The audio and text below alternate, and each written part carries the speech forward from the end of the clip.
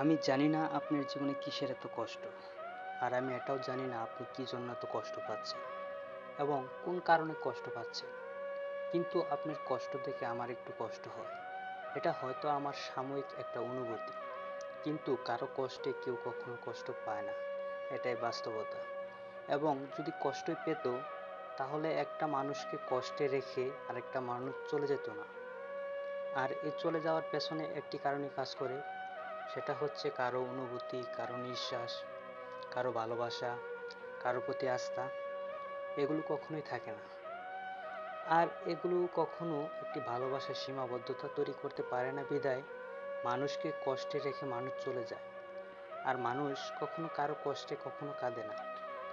আর কাঁদে না এই কথাটি বললে যদি ভুল হয়, তাহলে একটা মানুষ বিপদগ্রস্ত এবং অভাবগ্রস্ত এবং তার চলার কোনো পথই গোছালো নয়।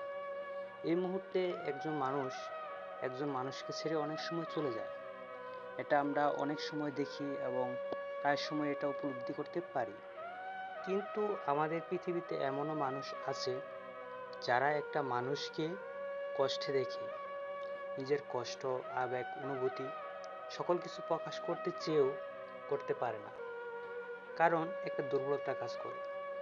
আর এই দুর্বলতার জন্যই মানুষের কষ্টকে কখনো বুঝতে চায় না। আর মানুষ যখন তার কষ্টকে বোঝাতে চাবে বা নিজের কষ্টকে অন্যের মাঝে উপস্থাপন করতে চাবে, তখনই ওই মানুষটা আরেকটা কষ্টের কথা তাকে বলবে। এই জন্যেই মানুষ কষ্টে থাকা অবস্থায় কষ্টকে কখনো মূল্যায়ন করে না, কারণ এটা চলতে চলতে একটা সময় অভ্যস্ত হয়ে যায়। তো আপনার জীবনে এমন কি কখনো হয়েছে যে আপনার খারাপ সময় আপনার কাছে থাকা মানুষটা চলে গেছে? যদি এমন হয়, তাহলে অবশ্যই আমার কমেন্ট বক্সে জানাবেন।